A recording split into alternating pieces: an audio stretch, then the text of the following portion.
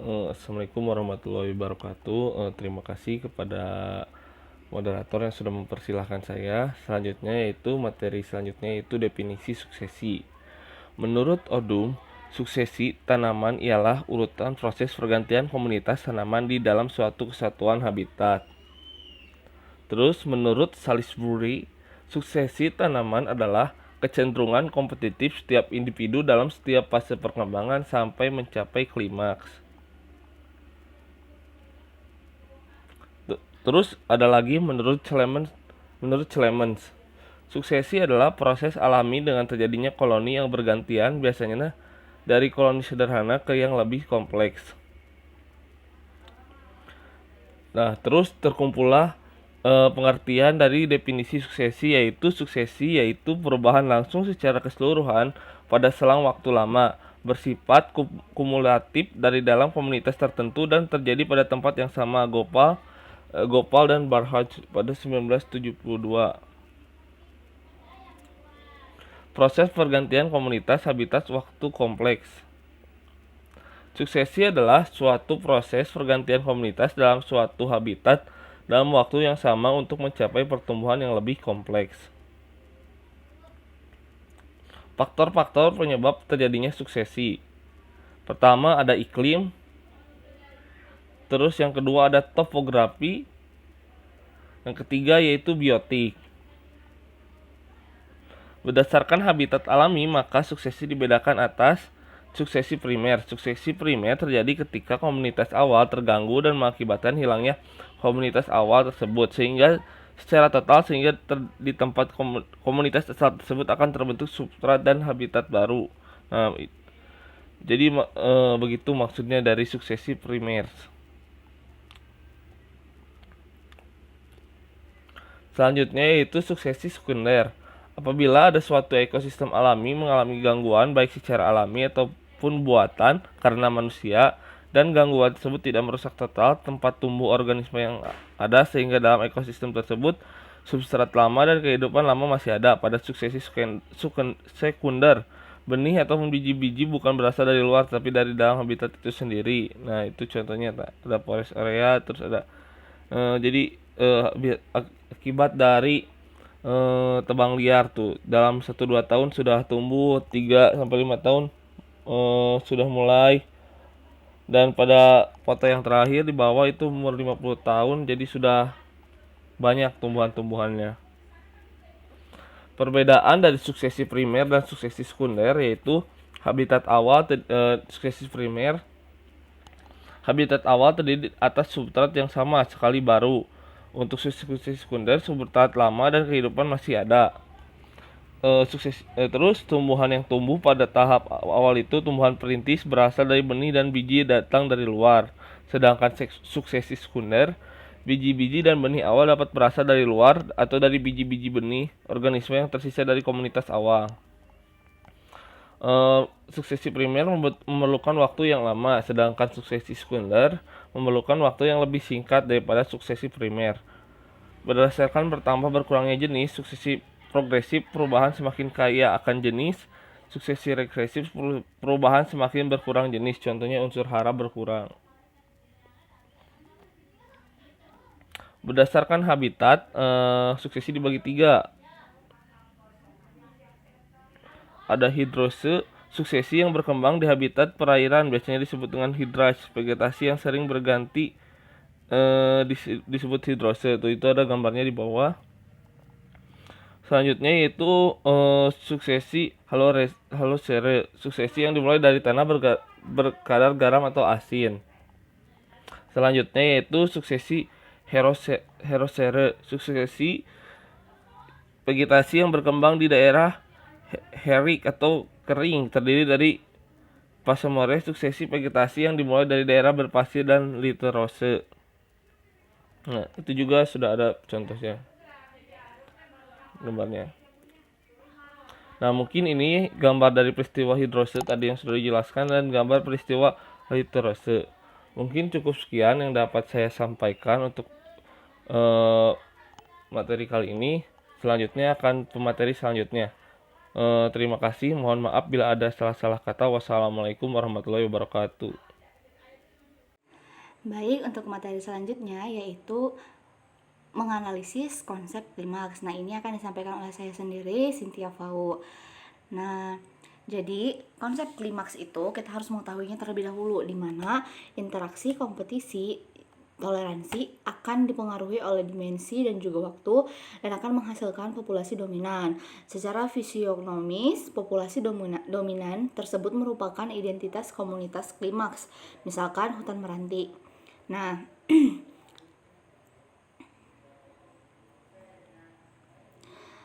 teori tradisional menyatakan bahwa suksesi ekologi mengarah kepada suatu komunitas akhir yang stabil, yaitu klimaks. Fase klimaks ini mempunyai sifat-sifat tertentu dan yang terpenting adalah, nah ini dibagi menjadi 4. Yang pertama yaitu fase klimaks merupakan sistem yang stabil dalam keseimbangannya antara lingkungan biologi dengan lingkungan non-biologinya. Kemudian yang kedua, komposisi jenis pada fase klimaks relatif tetap atau tidak berubah. Yang ketiga, pada fase klimaks tidak ada akumulasi tahunan berlebihan dari materi organik sehingga tidak ada perubahan yang tidak berarti. Nah, yang terakhir yang keempat, fase klimaks ini dapat mengelola diri sendiri atau mandiri. Nah, selanjutnya pembentukan komunitas klimaks sangat dipengaruhi oleh musim dan biasanya komposisinya bercirikan spesies yang dominan. Berdasarkan pengaruh musim terhadap bentuknya, komunitas klimaks terdapat dua teori sebagai berikut. Yang pertama itu yaitu adalah teori monoklimaks. Dalam teorinya pada tahun 1916, Clemens menyatakan bahwa komunitas klimaks untuk suatu kawasan semata-mata merupakan fungsi dari iklim. Nah, iklim merupakan faktor yang sangat menentukan batas dari formasi klimaks. Dia memperkirakan bahwa pada waktu yang cukup dan bebas dari berbagai pengaruh gangguan luar, suatu bentuk umum mengatasi klimaks yang sama akan terbentuk untuk setiap daerah iklim yang sama. Dengan demikian, iklim sangat menentukan batas dari formasi klimaks. Pemikiran ini dipahami sebagai teori monoklimaks dan diterima secara luas oleh para pakar botani pada pertengahan awal abad ini. Nah, dengan demikian bisa dikatakan bahwa suatu wilayah dengan iklim yang sama dalam jangka waktu yang cukup dan bebas gangguan akan membentuk klimaks yang sama pula.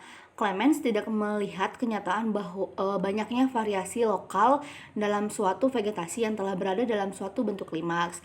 Nah, variasi-variasi ini oleh Clemens dianggap sebagai fase seral meskipun berada dalam keadaan yang stabil. Nah, berikut ini merupakan salah satu contoh dari skema terjadinya vegetasi klimaks, paham monoklimaks. Nah, mungkin teman-teman bisa lihat saja skemanya. Selanjutnya, teori yang kedua yaitu teori poliklimaks. Beberapa pakar biologi berpendapat bahwa teori monoklimaks terlalu kaku, tidak memberikan kemungkinan untuk menerangkan variasi lokal dalam suatu komunitas tumbuhan. Nah, dalam tahun 1939, Tansley, seorang pakar botani dari Inggris, mengusulkan suatu alternatif yaitu teori poliklimaks, dan dengan teori ini kemungkinan memungkinkan untuk mendapatkan mosaik dari bentuk klimaks dari setiap daerah iklim. Beliau menyadari bahwa komunitas klimaks erat hubungannya dengan berbagai faktor yang mempengaruhinya, yaitu misalkan tanah, drainase, dan juga berbagai faktor lainnya. Teori poliklimaks mengenai lebih mengenai ke arah kepentingan dari iklim. Nah, untuk teori poliklimaks sendiri, tidak hanya faktor iklim saja seperti sinar matahari, suhu udara, kelembapan udara, dan presipitasi yang dapat menimbulkan suatu klimaks. Faktor lain yang juga dapat menyebabkan terjadinya klimaks yaitu edafiks dan biotis. Faktor edatis timbul karena pengaruh tanah seperti komposisi tanah, kelembapan tanah, suhu tanah, dan keadaan air tanah. Sedangkan dari faktor biotis adalah faktor yang disebabkan oleh misalkan manusia atau hewan. Contohnya padang rumput dan sabana tropika. Nah, yang ketiga selanjutnya yaitu teori dari potensi biotik atau pola klimaks hipotesis.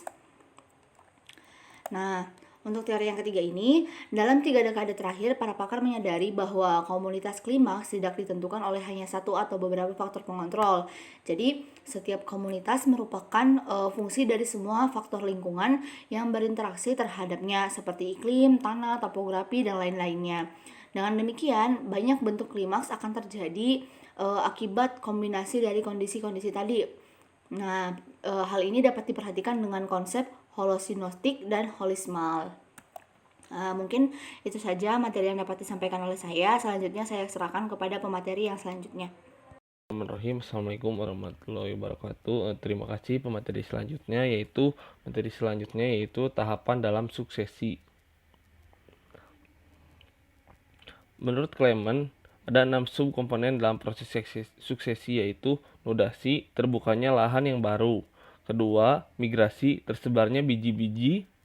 Ketiga, eksesis, proses perkecambahan atau reproduksi pada ekosistem tersebut. Selanjutnya, kompetisi, adanya pergantian spesies. Kelima, reaksi, perubahan habitat karena aktivitas spesies. Keenam, klimaks, tingkat komunitas yang paling stabil. Selanjutnya yaitu tahapan suksesi. Tahapan suksesi, pertama-tama daerah yang terjadi gersang dan tandus sehingga cuma ada bebatuan. Selanjutnya di daerah tersebut ditumbuhi tumbuhan perintis atau yang sering kita kenal yaitu lumut kerak atau lichen, terjadi pada komunitas perintis.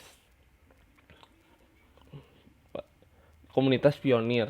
Selanjutnya, ketika tanaman pionir mati, mereka membusuk dan mulai membentuk tanah yang lain. Tanaman yang lebih kompleks dapat mulai tumbuh. Tahap kedua, tanaman mungkin terdiri dari rumput, herba, dan semak-semak kecil. Karakteristik tanaman ini bahwa mereka mencurahkan banyak energi memproduksi sejumlah besar biji. Mereka mungkin hidup hanya 1 tahun dan menghabiskan bagian terbesar dari energi mereka untuk memastikan keturunan yang akan muncul pada tahun berikutnya. Spesies semacam ini dikenal sebagai spesies oportunis. Rumput adalah contoh umum dari spesies oportunis. Nah, selanjutnya tanaman yang membentuk tahap awal suksesi juga mati, membusuk dan memberikan kontribusi pada pertumbuhan lapisan tanah. Proses ini berlangsung selama ratusan atau ribuan tahun. Akhirnya tanah mampu mendukung tanaman yang lebih kompleks seperti semak yang lebih besar dan pohon kecil termasuk aspen, cemara hitam, dan pinus. Tanaman ini secara bertahap mengambil alih komunitas sebelumnya karena mereka lebih tinggi, memiliki daun lebih banyak, dan dapat menangkap lebih banyak sinar matahari yang pada awalnya ditangkap oleh tanaman sederhana. Pada tahap akhir suksesi, pohon tinggi mulai tumbuh. Mereka pada giliran menghalangi sinar matahari yang dibutuhkan oleh pohon yang lebih kecil dan menggantinya. Tahap akhir suksesi ekologi dikenal sebagai komunitas klimaks atau tahap klimaks. Sebuah komunitas klimaks dalam skenario yang diuraikan di sini mungkin terdiri dari cemara putih dan cemara balsam. Mungkin cukup sekian materi yang dapat saya sampaikan. Mohon maaf bila ada salah-salah kata. Wassalamualaikum warahmatullahi wabarakatuh. Assalamualaikum warahmatullahi wabarakatuh. Perkenalkan, nama saya Muhammad Taufik Rahman. Saya sebagai perwakilan kelompok 6 dan sebagai pemateri terakhir. Di sini saya akan menjelaskan mengenai mengevaluasi keterlibatan spesies heteropik dalam suksesi. Nah, seperti kalian tahu, heteropik adalah merupakan organisme di mana untuk mencukupi kebutuhan hidupnya dengan cara memanfaatkan bahan organik yang disediakan oleh komponen lain, yang dalam hal ini adalah autotrofik. Contoh dari komponen ini adalah seperti jamur, binatang, dan jasad trenik. Suksesi. Mungkin pemateri sebelumnya sudah menjelaskan mengenai suksesi. Di sini saya akan membahas kembali mengenai suksesi. Suksesi adalah proses di mana satu komunitas tumbuhan diganti dengan komunitas tumbuhan lain yang mempunyai kondisi-kondisi lingkungan fisik dan karakteristik pertumbuhan berbeda. Perubahan itu juga mempengaruhi faktor herbivor dan faktor biologi lain. Ketersediaan sumber regenerasi yang menentukan jenis yang akan berkembang dan selanjutnya mendominasi tapak menurut Spur dan Barnes tahun 1980. Nah, suksesi melibatkan spesies heterotopik. Meskipun diskusi kita dan contoh suksesi sejauh ini berfokus pada perubahan temporal dalam komponen autotrofi komunitas atau suksesi tanaman. Perubahan terkait dalam komponen heterotropik juga terjadi seiring dengan kemajuan suksesi tanaman. Perubahan struktur dan komposisi vegetasi mengakibatkan perubahan kehidupan hewan yang bergantung pada vegetasi sebagai habitatnya. Setiap tahap suksesi memiliki fauna khasnya sendiri. Karena kehidupan hewan yang seringkali lebih dipengaruhi oleh karakteristik struktural daripada oleh komposisi spesies, tahapan suksesi kehidupan hewan mungkin tidak sesuai dengan tahapan yang diidentifikasi oleh ahli ekologi tumbuhan. Selama suksesi tanaman, hewan dapat dengan cepat kehilangan habitatnya karena komposisi spesies dan struktur vegetasi berubah. Nah, di sini ada sebuah gambar. Pada sebuah gambar ini menjelaskan mengenai perubahan komposisi spesies hewan yang mendiami berbagai tahapan suksesi tumbuhan dari lahan tua hingga hutan konifer. Di pusat kota New York, spesies muncul atau menghilang saat kerapatan vegetasi dan ketinggian berubah. Garis coklat mewakili kisaran vegetasi tahapan yang dihuni oleh spesies terkait.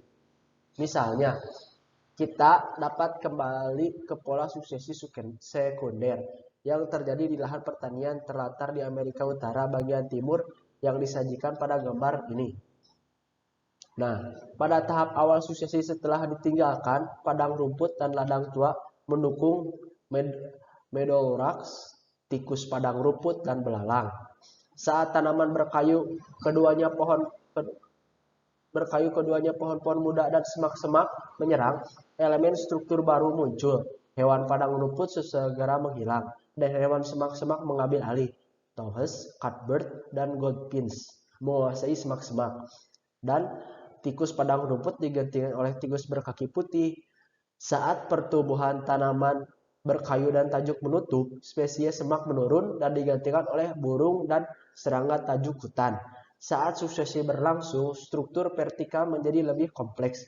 Spesies baru muncul, seperti tupai pohon, burung pelatuk, dan burung tumbuh bawah hutan, termasuk hooded warblers and open birds.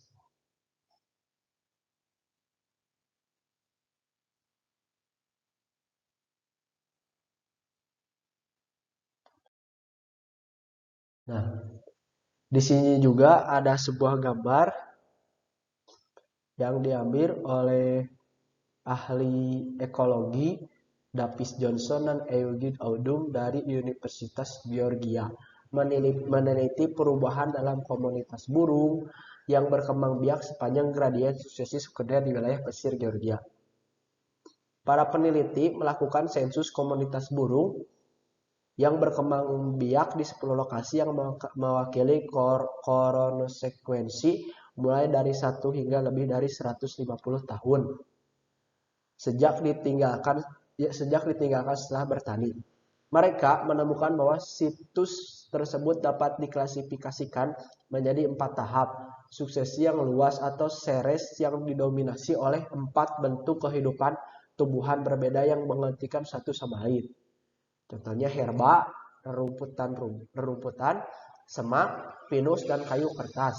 Kemunculan sebagian spesies burung terbatas pada tiap serial tertentu. Tetapi beberapa spesies bertahan melalui banyak tahap. Hasilnya, setiap tahapan serial dikarakterisasikan oleh komunitas burung yang unik. Para peneliti menemukan bahwa kekayaan dari keragaman spesies atau menggunakan indeks Simpson dilihat pada gambar yang ini.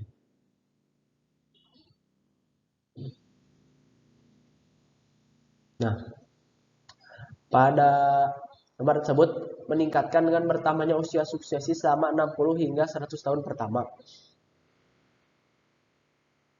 Nah, setelah itu Peningkatan keanekaragaman jenis burung merupakan fungsi dari peningkatan struktur vertikal vegetasi selama suksesi. Dilihat hubungan antara keanekaragaman jenis burung dan keanekaragaman tinggi dedaunan. Nah, di sini bahwasannya dijelaskan keragaman komunitas burung pada chronosequence situs di Georgia mulai dari usia 1 hingga 150 tahun setelah ditinggal dari pertanian.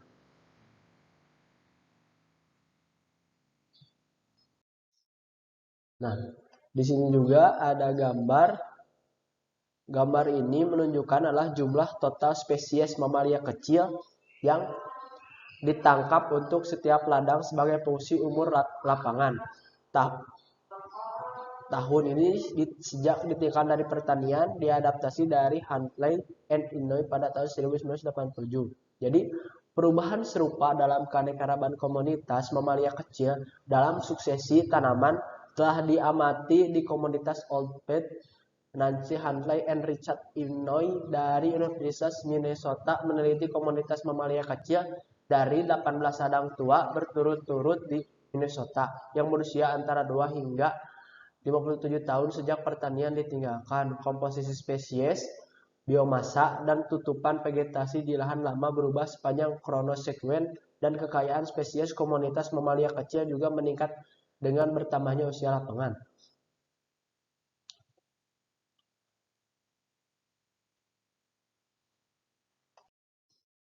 Nah, di sini ada gambar yang menunjukkan gambar yang pertama, yang ini adalah kekayaan spesies serangga lantai hutan yang diambil sampelnya di lokasi suksesi di Pulau Puerto Rico mewakili 5,30 dan 60 tahun setelah ditinggalkan dari lahan pertanian. Simbol mewakili nilai rata-rata untuk masing-masing dari 4 lokasi yang termasuk dalam penelitian ini. B. Yang gambar kedua, kekayaan spesies selama suksesi berkolerasi positif dengan jumlah daun mati di lantai hutan. Rata-rata masa serasa kering dan masing-masing data dari 12 lokasi penelitian, 3 lokasi di masing-masing dari 4 lokasi. Yang ketiga, ini gambar ketiga ya. Yang meningkat dengan umur hutan. Grafik menunjukkan masa serasa kering di situs berusia 5,30 sampai dengan 60 tahun. Data dikumpulkan untuk lokasi dalam setiap umur hutan. Nah, jadi penelitian ini diadaptasi dari Barbarena, Aris, dan Aide pada tahun 2003.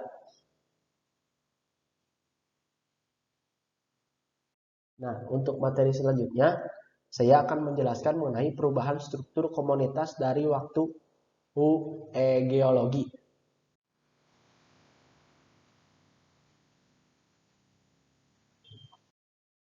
Nah, komunitas mungkin sudah dijelaskan oleh kelompok sebelumnya. Komunitas dalam ekologi adalah sekumpulan populasi dari 2 spesies berbeda atau lebih yang saling berhubungan dan menempati wilayah geografis yang sama pada waktu yang sama. Geologi adalah ilmu yang mempelajari bumi, komposisinya, struktur, sifat-sifat fisik, sejarah, dan proses pembentukannya. Orang yang mempelajari geologi disebut geolog.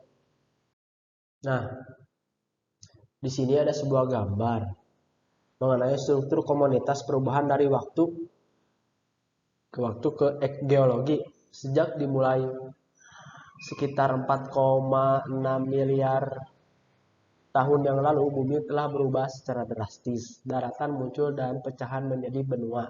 Pegunungan terbentuk dan terkikis, lautan naik dan turun. Dan lapisan es menutupi hamparan besar belahan utara dan selatan kemudian mundur. Nah, semua perubahan ini mempengaruhi iklim dan kondisi lingkungan lainnya. Dari suatu wilayah bumi ke wilayah lain, banyak spesies tumbuhan dan hewan berevolusi menghilang dan digantikan oleh spesies lain sebagaimana kondisi lingkungan berubah. Begitu pula penyebaran dan kelimpahan spesies tumbuhan dan hewan. Nah, ini diambil oleh ahli paleokologi telah merekonstruksi distribusi tumbuhan di Amerika Utara bagian timur. Setelah glasial Maksimo terakhir Pleistocene sekitar 2,6 juta hingga 11.700 W adalah masa fluktuasi iklim yang hebat. Nah, jadi pada gambar ini mencapai kemajuan maksimum hingga 20.000 hingga 18.000 bp selama tahap glasial Bioscom di Amerika Utara pada gambar 18.24.